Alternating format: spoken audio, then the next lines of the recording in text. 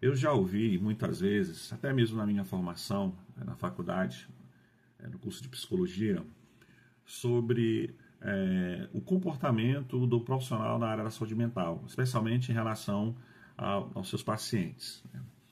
Muito se escuta por aí que o profissional ele não se envolve emocionalmente com seus pacientes, aquele atendimento seco, vazio, técnico, não pode desenvolver nenhum tipo de relação e acabou o atendimento, então você tem que se desligar, logo porque você vai atender outro paciente, outra demanda, etc. Eu ouvi muito isso na faculdade, até hoje eu ouço isso também, e muitas vezes eu também sou pastor, e já ouvi alguns pastores falando do tipo assim, o psicólogo ele não tem uma carga muito pesada emocionalmente, porque ali ele está trabalhando por conta do dinheiro, é apenas técnica, é apenas questões técnicas, etc. O pastor não, o pastor sente emocionalmente, porque o pastor está ali envolvido emocional, de maneira emocional com as ovelhas, com a igreja, etc. Pessoal, isso é muito relativo, muito relativo. Tem pastores que estão exercendo um ministério pastoral, mas não tem nenhum envolvimento emocional. Estão ali trabalhando simplesmente por questão financeira. Não tem nenhuma preocupação com as suas ovelhas, com as pessoas que se congregam na igreja que ele pastoreia. É ali uma questão técnica mesmo. E tem pastores que estão na igreja porque não sabem fazer outra coisa, porque não sabem desenvolver uma outra atividade. E muitas vezes sofre, a família dele sofre e também faz a igreja sofrer. Infelizmente existem esses tipos de pastores. Da mesma forma, existem psicólogos que realmente não estão nem aí para os seus pacientes.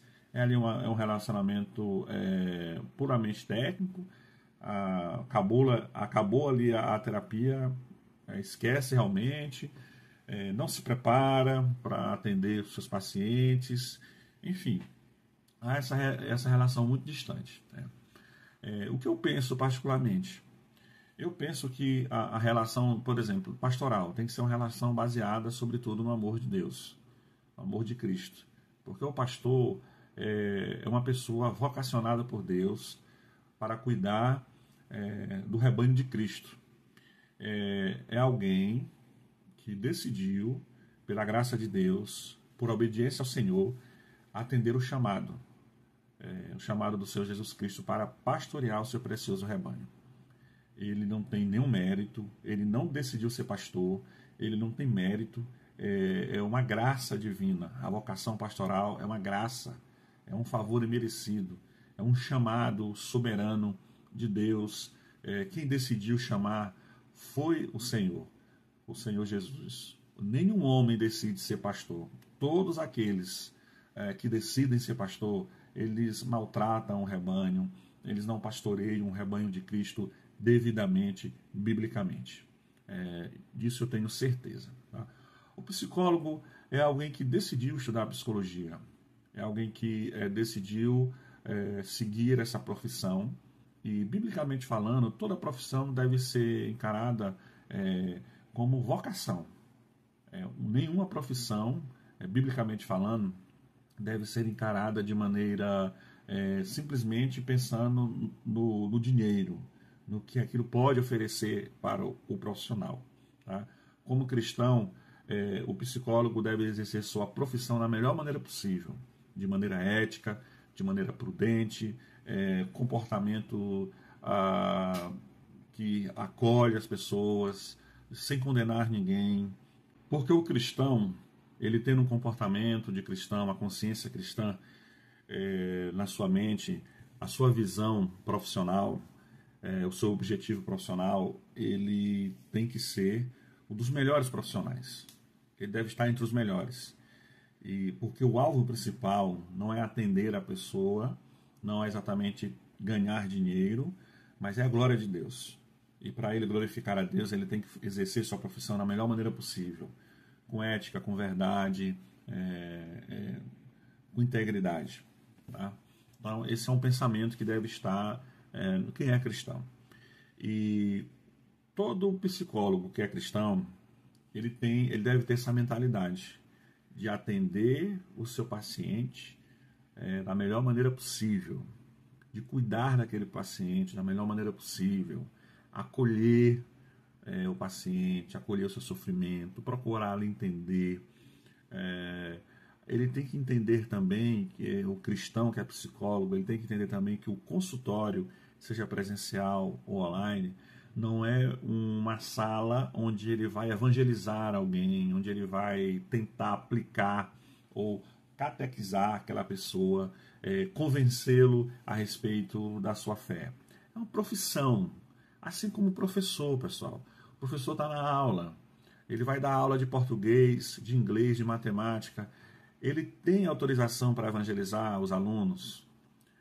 Seria ético da parte dele evangelizar os alunos? Um médico está ali consultando no seu consultório, um cardiologista, um neurologista, ele vai parar a consulta para ler a Bíblia, para evangelizar? Não deve fazer isso. Tá? E ele não vai deixar de ser cristão, ele não será condenado por Deus em fazer isso. O cristão, o cristianismo na prática, a profissão, e aqui eu quero fazer a aplicação ao psicólogo, ele deve mostrar a sua fé quando ele respeita as pessoas, quando ele não obriga ninguém a fazer nada de acordo com a sua fé, e da mesma forma ele não deixa ser obrigado, ele não vai fazer nada a respeito da sua fé porque o paciente quer, outra pessoa espera isso dele. Mas como cristão, ele terá a consciência de não tentar converter ninguém às suas ideologias, porque ele tem a consciência que, como psicólogo, o dever dele ali é trabalhar de maneira técnica, de maneira científica e não partidária ou ideológica. Tá? E pensando nisso, nessa perspectiva cristã do atendimento da psicologia, o que ele deve ser? Deve ser ético, ele deve honrar e cuidar dos seus pacientes, ele deve estudar para atender os seus pacientes da melhor maneira possível, ele não deve ser levado ou se deixar ser levado por nenhuma ideologia partidária, doutrinadora, tá? Que pretende convencer o paciente de concordar simplesmente porque ele acha que é o melhor, de forma alguma. Tá? A atuação tem que ser ética, a atuação do psicólogo tem que ser ética, tem que ser técnica, tem que ser científica. E por que eu estou mencionando ser cristão, o cristão como psicólogo? Por que eu estou falando isso? Não estou condenando nenhuma religião, não estou mencionando nenhuma religião. O que eu quero dizer é que o cristão, como cristão, ele não deve de forma alguma ser um impedimento para a sua profissão, atrapalhar o desenvolvimento dos seus pacientes. Ele não deve usar da sua religião para tentar convencer ninguém, mas ele deve atentar para o que é melhor, tecnicamente, cientificamente para o seu paciente. Às vezes a gente encontra um paciente, ele quer que a gente fale para ele aquilo que ele pensa que vai confortá-lo, que vai ajudá-lo. E eu sempre falo, o que eu quero compartilhar com você, no que diz respeito às intervenções e técnicas da psicologia, é aquilo que a ciência mostra, é aquilo que eu encontro nos livros científicos, nos artigos científicos, especialmente os mais recentes, que têm comprovação científica. Tá, pessoal? Então, resumindo, o psicólogo, ele deve ter um cuidado especial com seus pacientes.